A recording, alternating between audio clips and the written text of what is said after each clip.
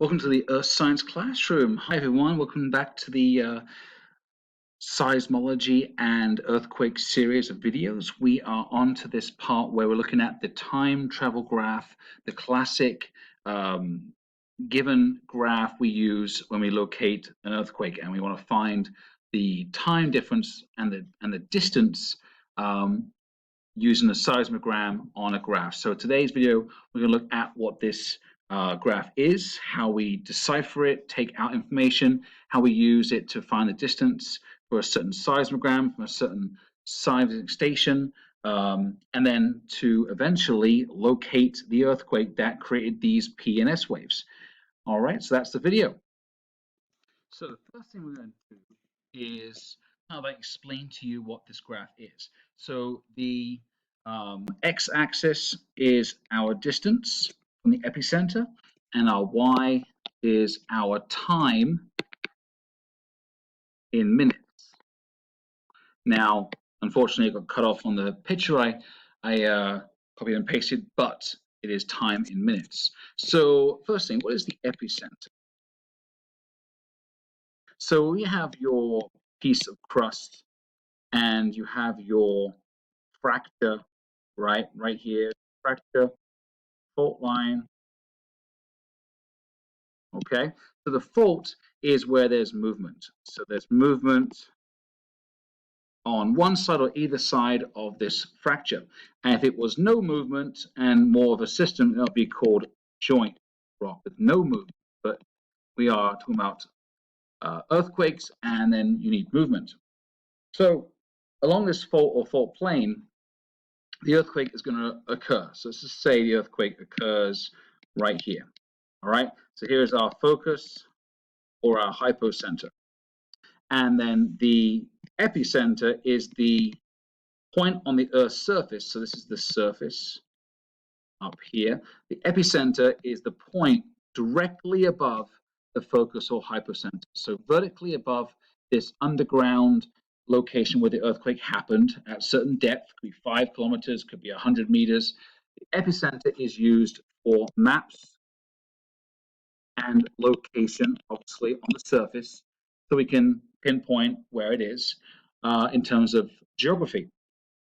So the epicenter is used. So basically, we've got up to 10 to the power of 3 kilometers. So 10 will be 10,000. So 10 will be 10,000 kilometers.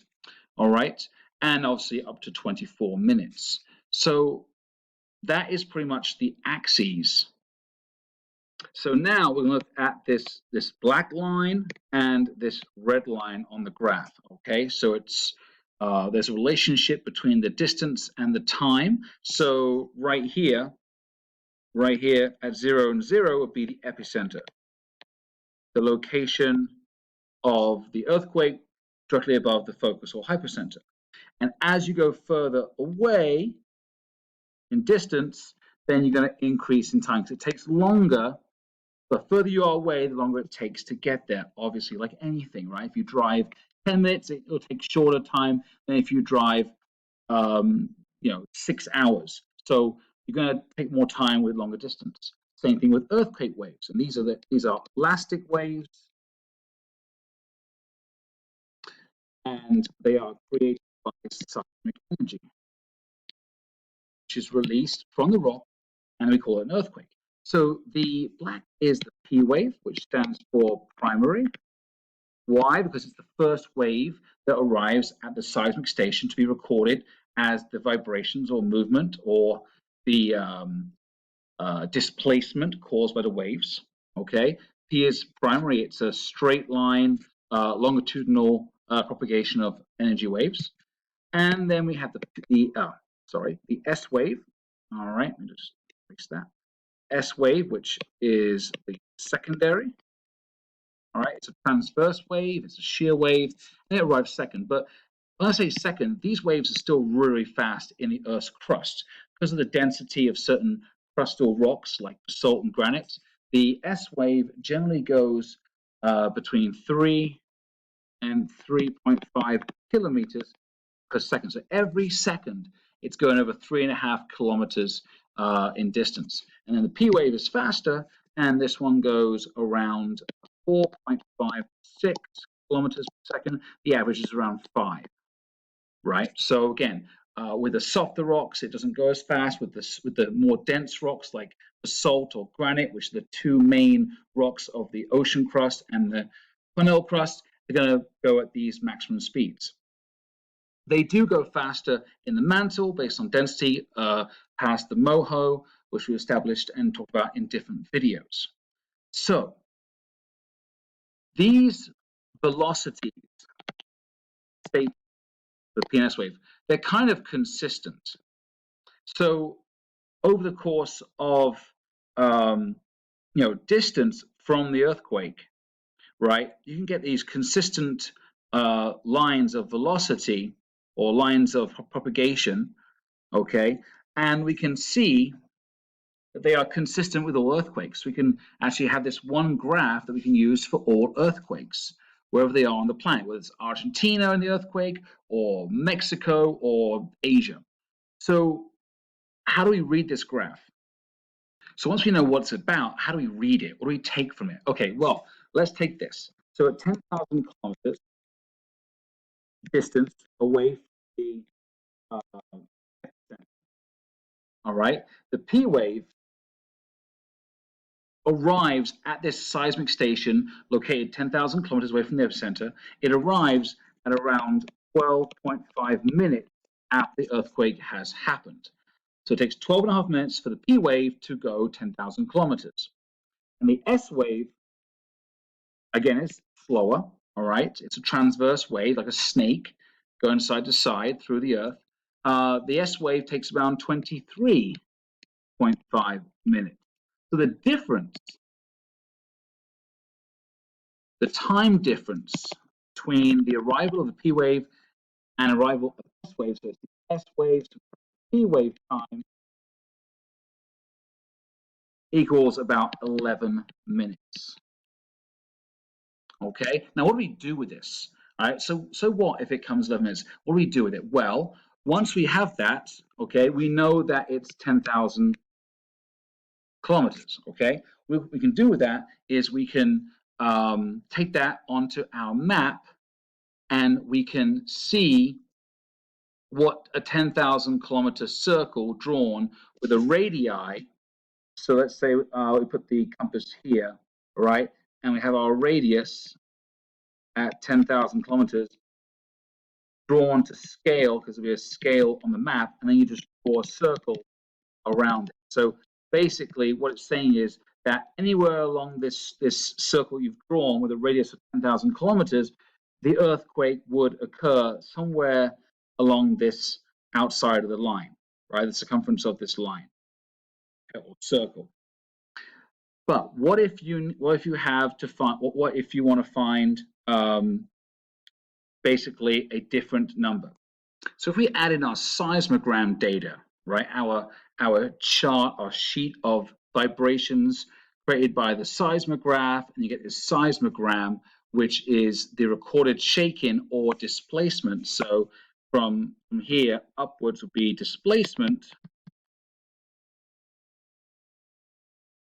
It'll be in millimeters, okay, and this also is the amplitude of the seismic waves, and that would show you the amount of energy within the wave. So you can see right there that the P wave, yes, it arrives first, but the energy is low. So the energy equals lower. And the S wave, even though it arrives second, it's going to have more energy. So more shaken, basically, over a longer time. Now, I have added this as well. This is the SS wave, which is basically reflected S wave inside of the Earth back up to the surface. You might have reflected energy waves bouncing back off from different layers inside the Earth, coming back to the surface and being registered later on after the S wave has come through, basically. So what you'll find at the higher levels of geophysics is these seismic waves would rebound, reflect, and refract all the way through the Earth, creating multiple versions of the P and S wave. But what we care about is the P and S wave and the time. So let's say a P wave arrives at 21 minutes.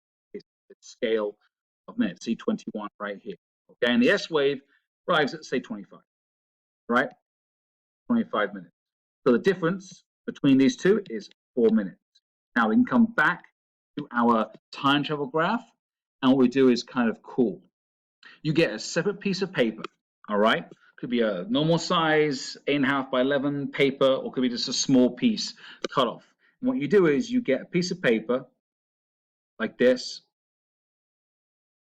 okay? It's my paper, and you would mark off where the 0 is and where the 4 minute is. So you've got these 2 points, these 2 markers, one at 0 and one at 4. What you do is you can move this paper along the graph until the 0 and the 4 match up with the P and S wave. So the 0 you can match up with the P wave, and the 4 match up with the S wave, and there you have your exact 4 minute difference.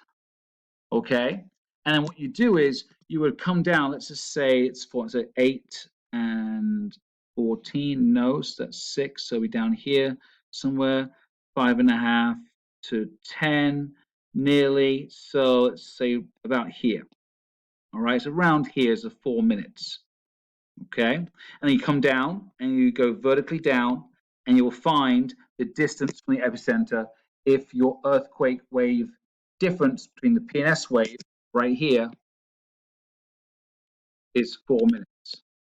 And you can find that it's distance is going to be, let's say, 2,800 kilometers, thereabouts. And again, you would put that onto your map or the circle with a compass with a radius of 2,800 kilometers, and you would draw a second circle, and that's how you start to triangulate the location of the earthquake, which we're going to do in a different video. So please check that out. And I hope, guys, this run through kind of helps you with this lab, with this time travel graph, and you can understand it better. Please subscribe to the video. You can check out more of the content, more different playlists, and also leave a comment. It'd be great. Thanks, everyone.